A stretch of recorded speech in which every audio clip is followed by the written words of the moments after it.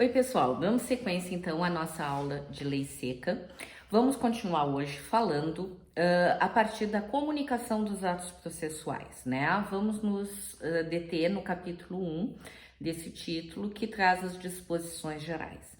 Nesse local do CPC é onde encontramos as disposições a respeito das cartas, né? Que são os atos de comunicação processual. Primeiro lugar, esses atos de comunicação se dão entre os juízos diferentes e também entre o juízo e as partes, tá? A gente tem que lembrar, a partir do ponto que a jurisdição ela é limitada, ela tem um território que a limita, tendo em vista as regras de competência. Nós já temos aula de competência aqui no canal, tá?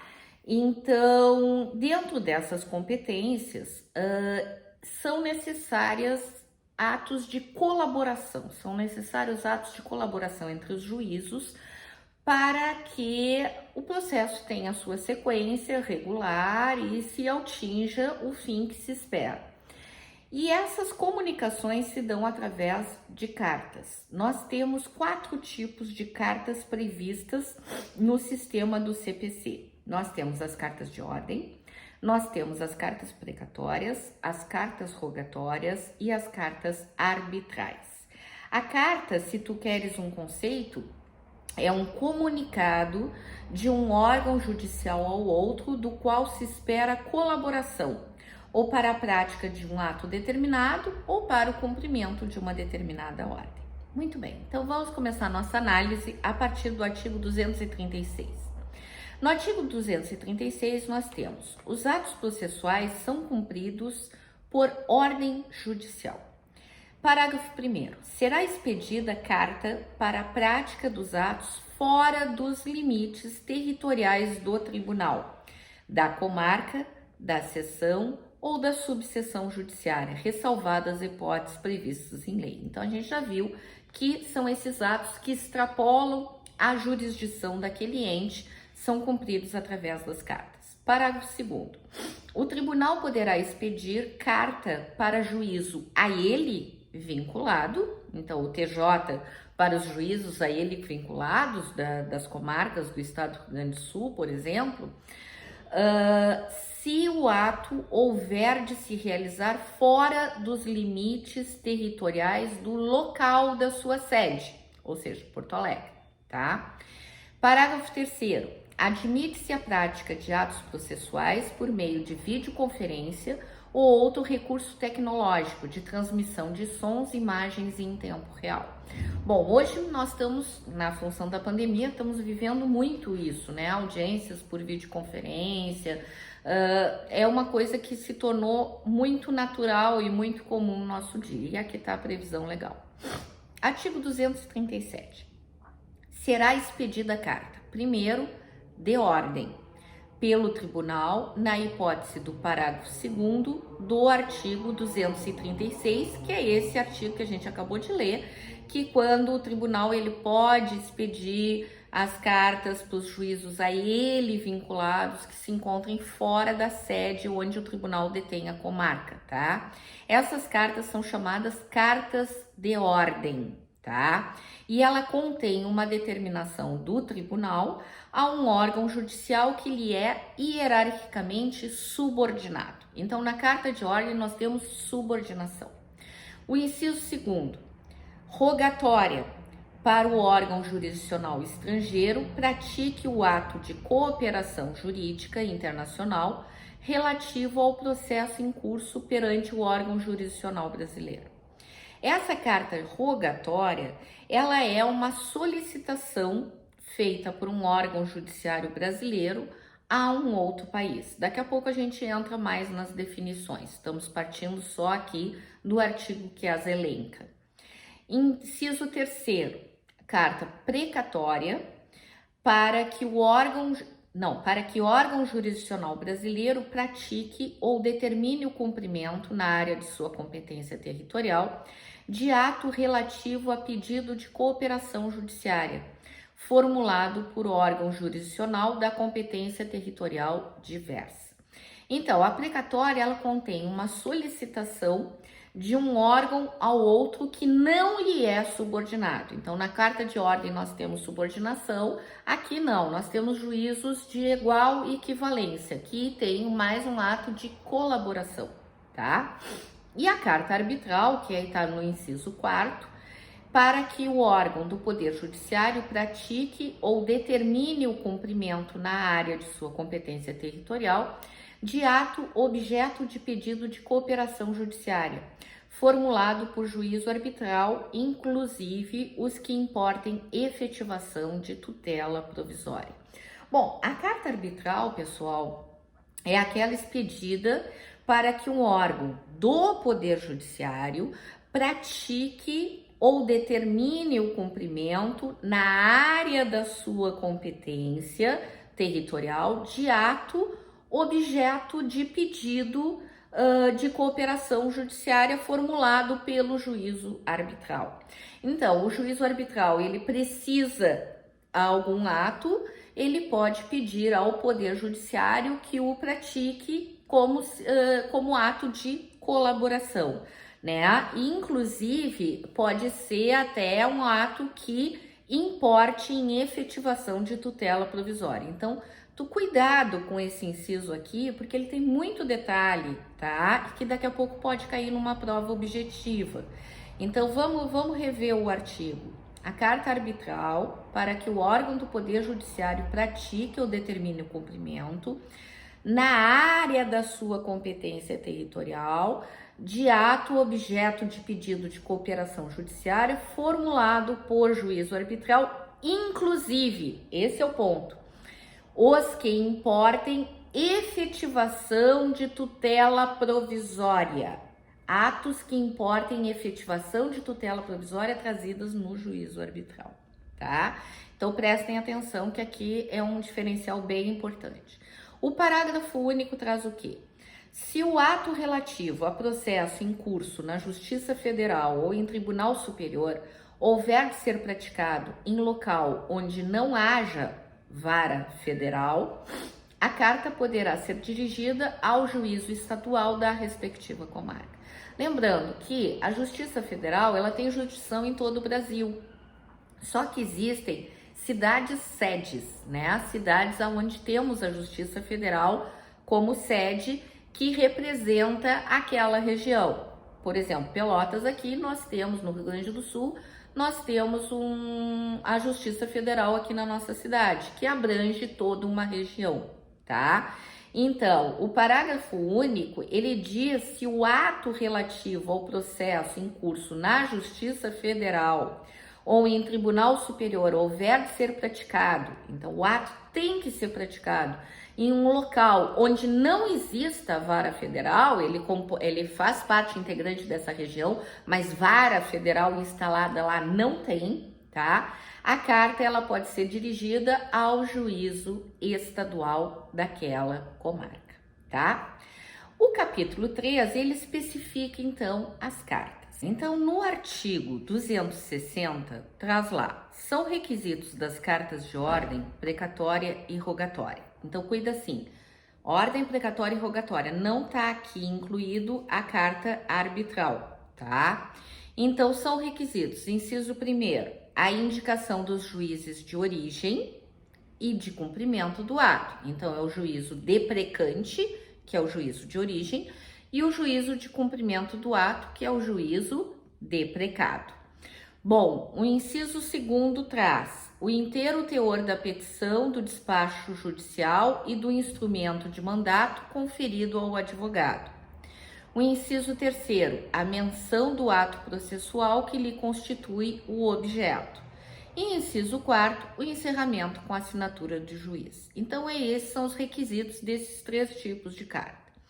Muito bem, o parágrafo 1º traz que o juiz mandará trasladar para a carta quaisquer outras peças, bem como instruí-la com mapa, desenho ou gráfico, sempre que esses documentos devam ser examinados na diligência, pelas partes, pelos peritos ou pelas testemunhas. Por óbvio que a carta, ela tem que estar instruída com os documentos necessários para a realização daquele ato. Então, o juiz vai mandar que esses documentos sejam entregues junto para o juízo deprecado com a carta. Parágrafo 2º.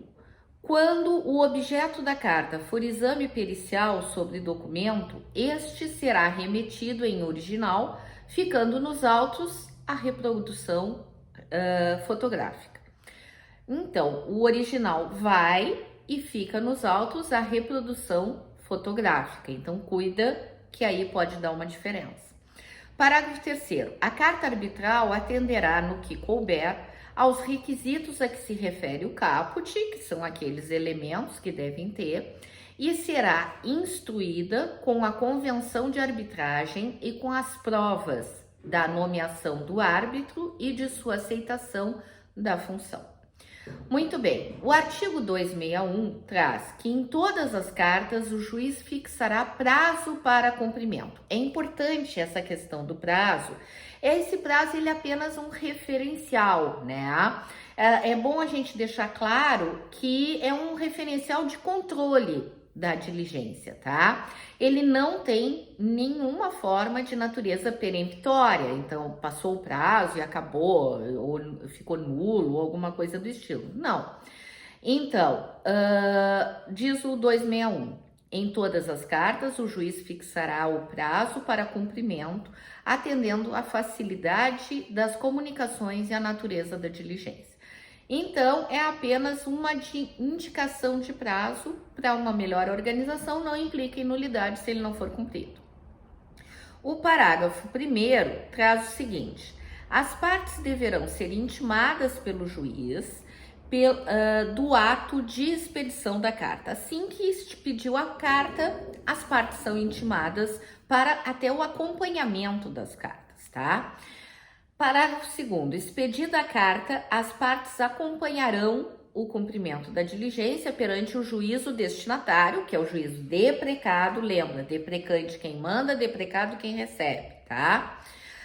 Ao qual compete a prática dos atos de comunicação. Parágrafo 3º. A parte a quem interessar o cumprimento da diligência cooperará para que o prazo a que se refere o caput seja cumprido. Claro, tem aquele prazo para uma organização. Já vimos que ele não é peremptório, já vimos que se não for cumprido não enseja nulidade. Mas enfim, é um prazo. É um prazo porque nós temos ali, dentro dos princípios iniciais lá do CPC, a duração razoável do processo, isso tudo é levado em conta. Então, vamos tentar cumpri-lo. É essa a ideia do princípio da cooperação também, né? Muito bem. O artigo 262. A carta tem caráter itinerante, toma cuidado que aqui é importante, podendo, antes ou depois de lhe ser ordenado o cumprimento, ser encaminhada a juízo diverso do que nela consta, a fim de praticar o ato. Como assim itinerante? Parágrafo único. O encaminhamento da carta a outro juízo será imediatamente comunicado ao órgão expedidor, que intimará as partes. Então, o que é esse caráter itinerante? Bom, a carta foi para a comarca de São Lourenço. Chegou lá, não era lá que tinha que ser cumprida. A própria comarca de São Lourenço pode passar para a comarca de Camaquã, por exemplo, que é um município seguinte, tá? Essa é a ideia do caráter itinerante, né? Tendo em vista, de repente, um erro de direcionamento ou a possibilidade da prática do ato por um outro juízo, diverso do deprecado, com maior eficiência, então é possível o encaminhamento ao outro juízo. E esse encaminhamento vai ser feito pelo juízo deprecado. Ela vai passar para outro juízo cumpri-la, tá? O artigo 263 diz que as cartas deverão preferencialmente ser expedidas por meio eletrônico, caso em que a assinatura do juiz deverá ser eletrônica na forma da lei.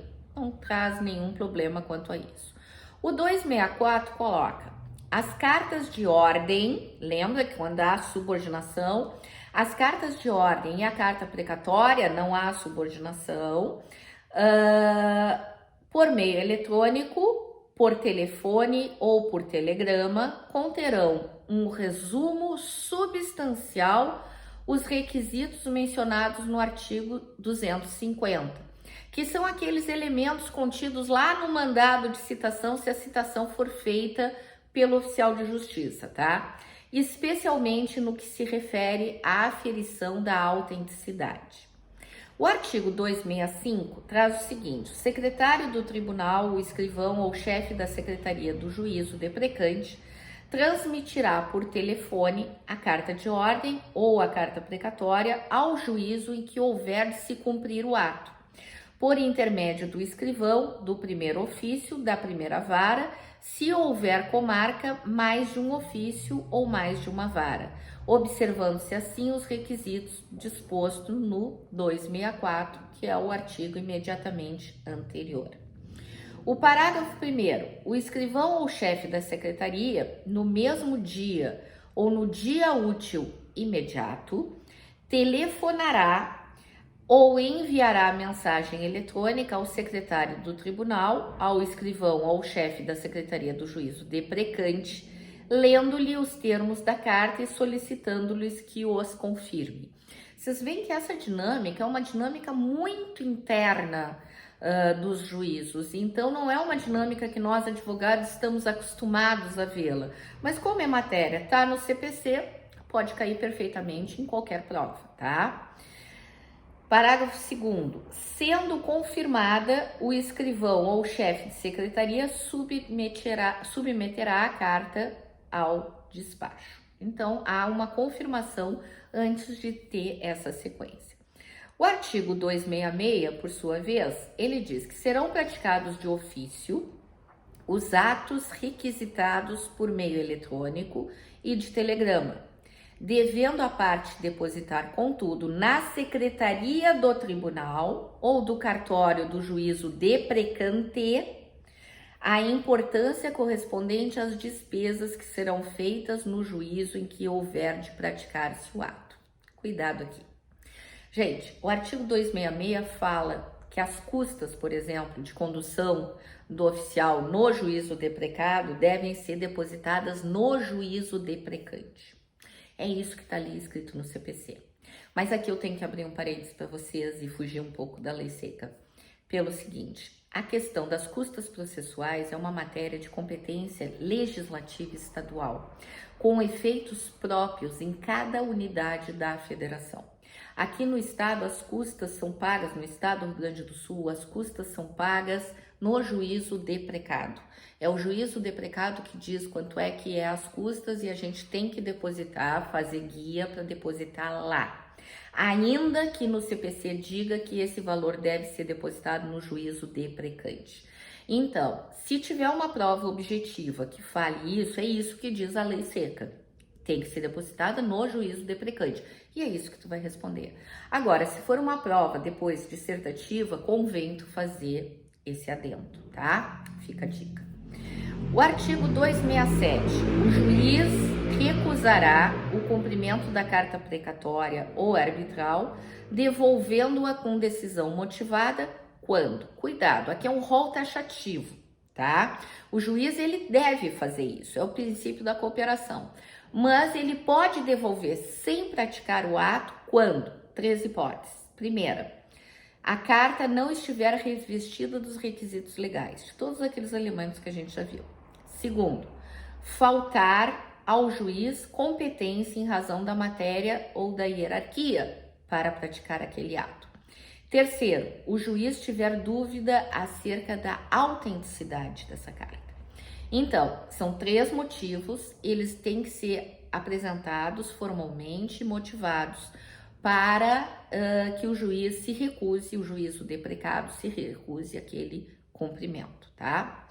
O parágrafo único traga: no caso de incompetência em razão da matéria ou da hierarquia, que está ali no inciso 2º, o juiz deprecado, conforme o ato ser praticado, poderá remeter a carta ao juiz ou tribunal competente.